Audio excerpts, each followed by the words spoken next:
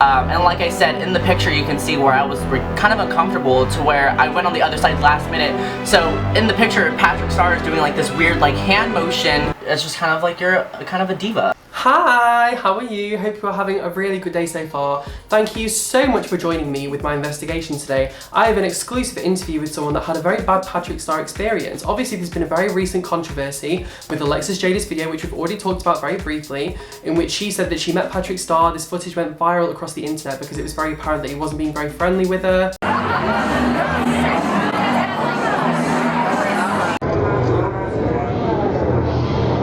I am joined today with Spiff, who is giving me a very exclusive interview, having been personally victimised by Patrick Starrr himself. Spiff, tell me, who did you meet the day that you met Patrick? So I'll start off like chronologically, like, you know, who I did meet first. So the first person that I met was Gabriel Zamora. So as you guys may know, I mean, he's like this vibrant blue hair, like, guy who likes to wear makeup. I got to talk to him, I got to meet him, and I even got to do like the, hey everyone, it's Gabriel Zamora. So it was like, it was very kind of like cool in a way because I was like, hey everyone, it's Gabriel Zamora. And Eric Spiffy. Oh my gosh, I finally got to meet him. You know, I was there with him, so. That's good. Who else was there? So I also got to meet Manny MUA. So as you guys know, I'm pretty sure everyone knows who Manny MUA is.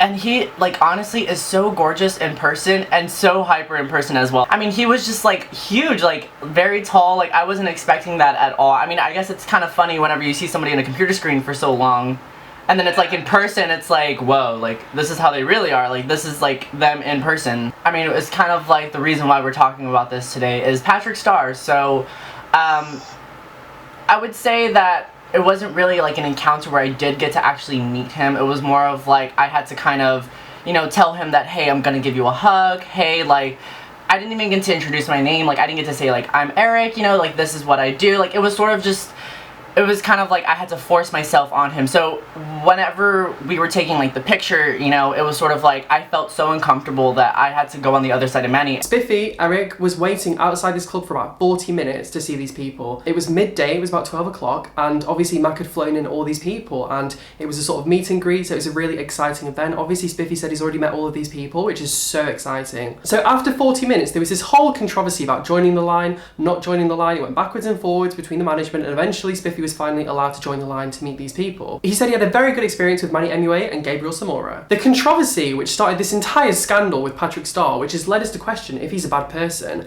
is he posted this meet and greet on his Snapchat and literally deleted it when it came up to the meet and greet. He didn't post any sort of cancellation. He didn't post that it was anywhere on social media that it was cancelled. All he did was simply delete the Snapchat. Spiffy, can you tell me more about Patrick Starrr deleting the Snapchat?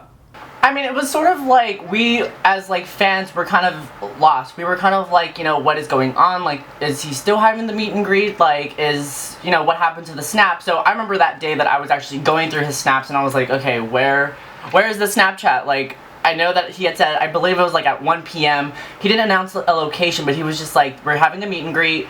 And it was the day before that he had posted that. So everyone was so excited. I mean, I remember there was a Facebook page for Corpus Christi and like the Max Lena event that, you know, everyone was reposting this picture on Snapchat. So the day that it was supposed to happen, it was like it disappeared. And we were kind of like, okay, so he's not having a meet and greet anymore. That's why I was very fortunate enough to have my friend call me and tell me, hey, you know what, they're having brunch at this place, like, meet me there. And I was like, okay, like, I'm so far away from the brunch place, like, do you want me to just run over there? Because parking was ridiculous that day. Well, how long did it take you to get to this brunch place? Well, I want to say from the event to the brunch place, you know, in range was roughly around, like, 10 minutes. 10 minutes. Luckily, I'm, like, decently in shape to where I can, like, you know, run at a decent pace, but it was still like I was wearing a sweater, I was wearing, you know, heavy clothes to wear, and it was 95-degree weather. Oh god. Yeah. So best believe my foundation had stayed on that entire time that I was like running and sweating, and I was like, okay, I gotta make sure that I'm like, I'm blotting a little bit, that I'm like good, so. So Eric, what happened with this whole business of Patrick Starrr not firstly obviously promoting the event on Snapchat, but then almost refusing to hug you? You know, it would be a different story if he like completely said, you know what, I don't want to give you a hug, or he kind of just like backed away a little bit. So the fact that he did give me a hug, I mean, I kind of will say, you know, like it was kind of awesome, but it wasn't a complete hug to where it was like an experience where like Manny gave me a hug, Gabriel gave me a hug. It was sort of like, okay, like I'll give you a hug. You know, it was the fact that I had to ask for it was a little awkward. So I would say that was one thing that I didn't really appreciate.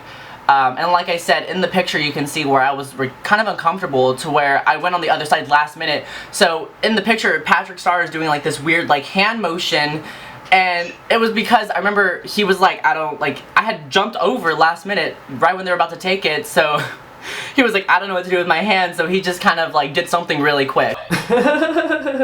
I get it, like he meets 1,000 people, you know, hey, I mean, people recognize him on the streets, in public, just anywhere.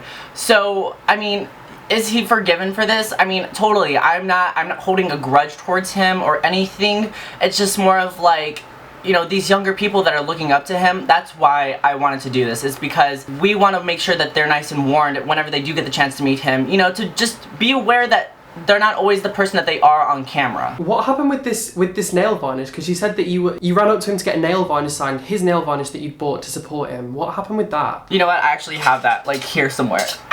I'm like, hold on, let me find it. So yeah, I had a Patrick Starrr, whenever he did Formula X, whenever they collabed together, I had this like in my overall pocket. I remember I had like a Sharpie with me and everything because I wanted to make sure that I had my own pen so that he could sign it just in case if he was like, oh, I don't have a Sharpie with me. But it was kind of disappointing, and I thought for the longest time, like, to be all dramatic and be like, you know what, like, I'm just gonna throw this away, kind of pulling a Jeffree Star with Kylie Jenner lip gloss type thing, but I was like, no, like, there's no point, you know what, it's still a good, like, nail polish, like, why would I want to waste this, you know? It was just one thing where I had my Cheekathon palette with me as well from Benefit. Like, I had stuff that I wanted them to sign, and it was sort of like, I didn't feel comfortable anymore because they were just, like, in a rush for some reason. So what happened with the business of Patrick doing a very quick recording and not acknowledging you? So, in the video, I mean, okay, as you can see on my Instagram, I do have two pictures, you know, one where it's like a full body and the other one where Patrick took. So, and then he took a video, but wasn't like letting us know, like he took the picture, saved it, then he started taking a video, you know, and it was sort of like we were gonna take another picture, and you can tell like that Manny, my friend, and I were kind of like, oh wait, we're taking a video, which it's funny because it's like that's a trend nowadays where it's like, oh, you're taking a video, like, oh, what? But it was sort of like we weren't ready. It was like, and you can tell like in his smile that it wasn't like a friendly smile. It was sort of like, Can we get a selfie? Oh, you're taking a video!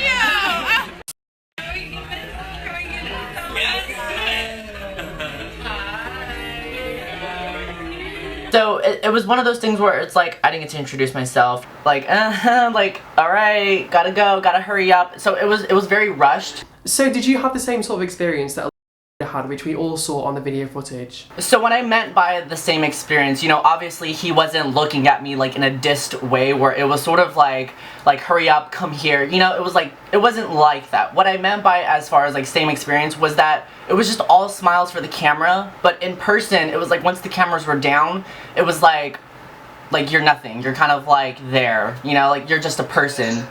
So, and I think that a lot of people are kind of, you know, thinking that I'm this like YouTuber, that I'm this person, and you know, he didn't know that I was a YouTuber. He didn't know that I did like makeup tutorials or anything like that. But I was a fan. Like, I was somebody who looked up to this person. You know, I wasn't like AlexisJayda where I did, you know, where I have 200,000 subscribers or anything like that. It was sort of like I was somebody who had 200 subscribers and, you know, did my own thing. And if you would have asked, like, oh, do you do YouTube tutorials? Maybe he would have been a little bit nicer to me. I don't know. But I can't. But at the end of the day, like, it shouldn't even make a difference if you are a YouTuber with 1 million subscribers, 20 subscribers. It does seem unfair that both AlexisJayda with 200,000 plus and Spiffy have both had these negative experiences where they kind of feel like he's not really had the time for them. It's kind of been a bit of a smile to the camera, but not very pleasant mannerisms and not very pleasant, you know, with hugs. So obviously this is just an investigation into whether Patrick Starrr is a bad person or not, and I guess this is just what we've come to so far. But my thing is like, why were the Mac people trying to rush me? Like, what was the big deal? Like, that day of the event, they didn't go straight to the event after brunch. They went back to the hotel room. So it's like, it was a very small meet and greet with like 20 to 30 people. You know, what was the rush that you couldn't, you know, talk to us for a second, for like a second, you know, like to at least say hi, like I'm Eric, nice to meet you. It was very rushed. People may look at me as like a bad person for doing something like this, but I'm just here, like I said, you know, to warn individuals that look up to these people, like just to be a little bit more aware that sometimes like they're not who they really are. With men in makeup, I mean, that's really the direction of this. It's like people were like, well, why are you looking up to a YouTuber? But it's like the men in makeup, you know what I mean? That's a new trend to where it's like young kids, and I'm lucky enough to work in the beauty industry to where I see young little 14-year-olds, 15-year-olds wearing makeup, and I'm like so excited to see them, you know, like what happens whenever they meet these people and it's not a nice experience, you know. That's just my concern. And this is one of the things that I think pops up a lot that we have to speak about, because if this was just like a general like bad Nicole Guerrero experience with her being standoffish or anything like that, it would kind of be a bit softer. But when we come to men in makeup, it's much more sensitive, I think, because makeup and men is something, it's almost like it goes beyond makeup. It's more about liberation and freedom to express oneself and diversity, which is something that we are seeing more and more of. But even now, I mean, some of us live in states where it's a lot calmer and you can get away with wearing makeup, but as Spiffy says, he lives in Corpus Christi where makeup isn't really a done thing. Like, a lot of boys don't wear makeup, and so these people are very much idolized, and it seems apparent that they're going from being idolized to demonized by these recent events. That's all I can say. You're shady, I swear. Demonized, gosh, just stir in the pot. So I'm not trying to like throw any shade or anything like that, but whenever I was, you know, this is before I even got to meet them, but you know, I thought, this is just me in my opinion, that I thought that Manny was gonna be the one that was kind of like standoffish a little bit, but like it was crazy how it just took a twist and it was Patrick instead. So Eric, obviously this event was very traumatic for you and you needed AlexisJayda's video to come out to give you the courage to post your video. So Patrick and him decided to take a picture, and then Patrick calls me. Okay, I got called an idiot for still taking a picture with him.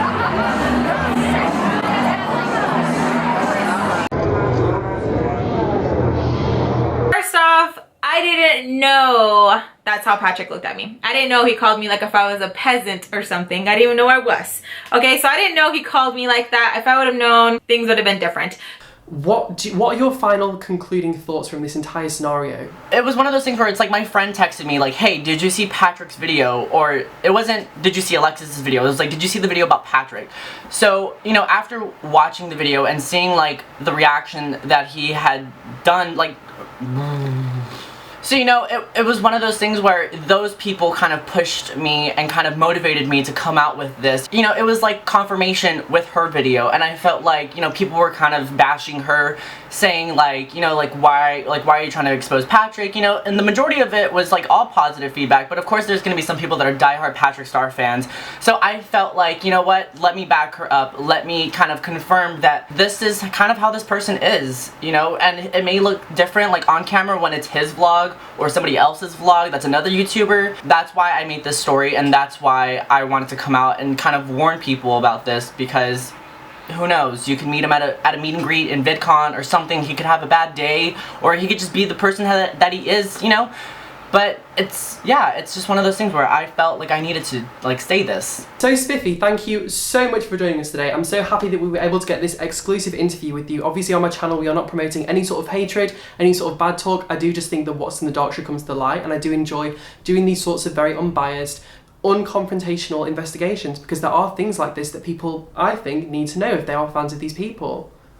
Yeah, and I want to thank you also. I mean, it's because you have such a big platform that my message couldn't have been reached out to other people, you know, beyond my subscriptions, you know. So I want to thank you for kind of doing this interview with me and kind of, you know, sending out my message that, you know, like, that I'm a small YouTuber who, you know, had a really bad experience with this person. So yeah, thank you. Welcome, you are more than welcome. And remember, every person counts. It's not a case of how many subscribers you have, it's not a case of how relevant you are. Every single person should be equal.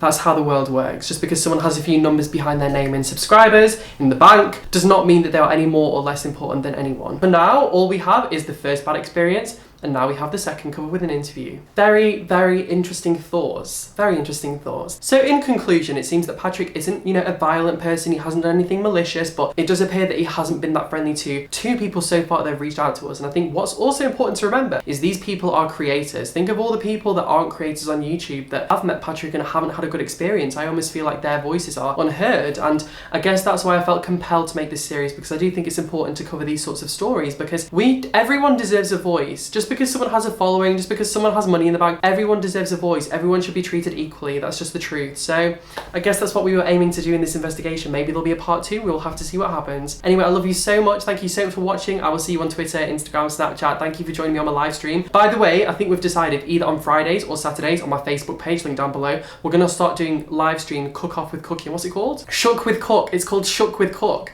We're going to do psychic readings. We're going to do lots of fun things. I think we're probably going to do psychic readings quite a lot because it looks quite fun. Okay, I'll see you soon. Bye. Okay, oh my god, stop giving me warnings about low battery.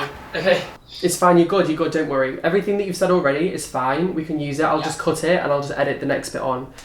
That's fair enough, that's good. Okay, that's good. Yay! Okay, that's good, we're finished. Okay, I'll do like a quick outro. So Spiffy, thank you so much for joining us today. I'm very, very happy we've been able to get this exclusive interview with you.